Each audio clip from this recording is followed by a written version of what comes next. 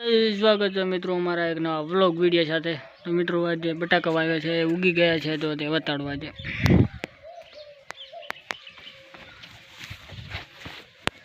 મિત્રો આ બે બટાકા વાવ્યા છે, ઉગી ગયા છે, કેવા છે દેખો।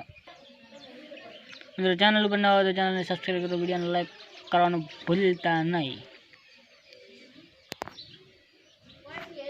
આ બટાકા મારા બે બટાકા છે મિત્રો, દેખો।